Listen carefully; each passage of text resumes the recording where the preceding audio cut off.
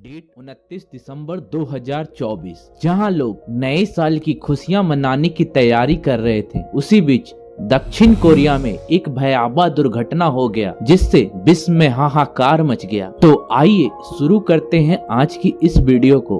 Channel पर नए हैं तो चैनल को सब्सक्राइब करना ना भूलें। डेट 29 दिसंबर 2024, स्वर्ण भूमि एयरपोर्ट, जेजू एयर फ्लाइट 7C2216 बोइंग 737-800 की प्लेन थाई की राजधानी बैंकॉक से दक्षिण कोरिया के मुआन इंटरनेशनल एयरपोर्ट के लिए 175 पैसेंजर्स और 6 क्रू मेंबर्स के साथ अपने लोकल टाइम 2:30 पर उड़ान भरती है। सब कुछ प्लेन में ठीक चल रहा था।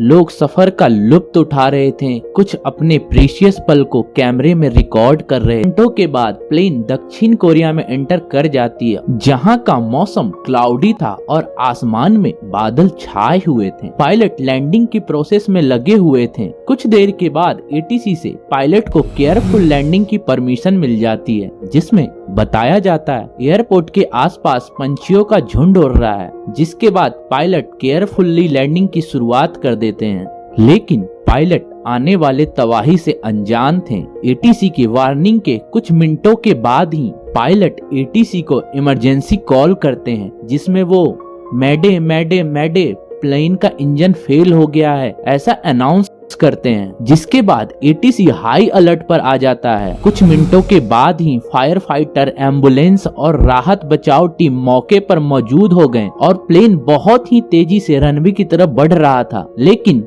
पायलट के सामने एक और बड़ी चुनौती आ गई। फ्लैप सेट करके पायलट जैसे ही लैंडिंग गियर डाउन किए, प्लेन का लैंडिंग गियर डाउन ही नहीं हो पाया। प्लेन रनवे के बहुत नजदीक थी। तभी अचानक पायलट ने गो अराउंड का डिसीजन लिया और लैंडिंग गियर डाउन करने की कोशिश में लग गए। लेकिन काफी कोशिश के बाद भी पायलट लैंडिंग गियर डाउन करने में विफल रहे और प्लेन अपोजिट डायरेक्शन से बिना लैंडिंग गियर के रनवे को टच किया और प्लेन के दोनों पहिए ना होने के कारण इंजन रनवे से रगड़ खाने लगा और काफी तेजी से आगे की तरफ बढ़ रहा था। पायलट ब्रेक भी नहीं लगा सकते थे क्योंकि सारे पहिए अंदर जाम थे और देखते ही देखते प्लेन बिना पहिए के रगड़ खाते हुए रनवे के बाउंड्री वॉल से टकराकर क्रैश हो जाती है। जिसके बाद एक तेज धमाके के साथ दोनों फ्यूल टैंक में आग लग जाती है और 179 लोगों की ऑन द स्पॉट डेथ हो जाती है। 2 क्रू पीछे की तरफ बैठे हुए सरवाइव कर रहे थे।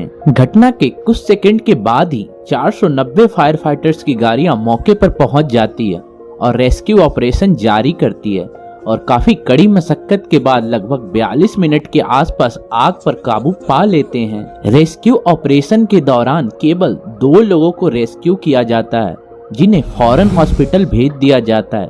बाकी के 179 लोगों की बहुत ही दर्दनाक जलकर मौत हो जाती है। घटना के बाद FDR ब्लैक बॉक्स को इन्वेस्टिगेशन के लिए भेज दिया जाता है और अभी इन्वेस्टिगेशन जारी है। स्थानीय दमकल प्रमुख ने कहा कि पक्षी का टकराना मुख्य कारण हो सकता है। दक्षिण कोरियाई समाचार एजेंसी योनहाप ने अधिकारियों के हवाले से बताया कि लैंडिंग गियर में खराबी इस दुर्घटना की वजह हो सकती है। एयरपोर्ट अधिकारियों ने कहा लैंडिंग गियर में खराबी के कारण फ्लाइट क्रैश लैंडिंग की कोशिश कर रही थी। इसका पहले लैंडिंग गियर प्रयास फेल हो चुका था। ऐसा लगता है विमान रनवे के अंत तक अपनी गति कम करने में विफल रहा और एयरपोर्ट के बाहरी किनारे पर दीवार से टकरा गया। अभी विमान क्रैश के पीछे कोई ठोस कारण नहीं पता चल सका है। विमान दुर्घटना के कारण अभी भी अधिकारियों का बयान का इंतजार किया जा रहा है। हादसे की जांच के बाद सही कारण की घोषणा की जाएगी। फ्लाइट में सवार कर रहे यात्रियों में से 173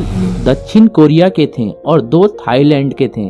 दक्षिण कोरिया के कार्यवाहक राष्ट्रपति चोंग सोंग मोक ने खुद दुर्घटना स्थल पर पहुंचकर मौकाए जायजा लिया। हादसे के बाद जेजू एयर ने इस कारणों पर कोई बात नहीं की। एयरलाइन ने एक बयान जारी करते हुए कहा, हम जेजू एयर सिर झुकाकर उन सभी से माफी मांगते हैं जिनको मुआन एयरपोर्ट पर हुए इस हादसे में नुकसान हुआ है। हम इस घटना पर प्रतिक्रिया देने के लिए अपनी ओर से सभी मुमकिन कोशिश करेंगे। आपका इस घटना पर क्या मानना है, कमेंट करके जरूर बताएं। मिलते हैं अगली वीडियो में। Till then good bye.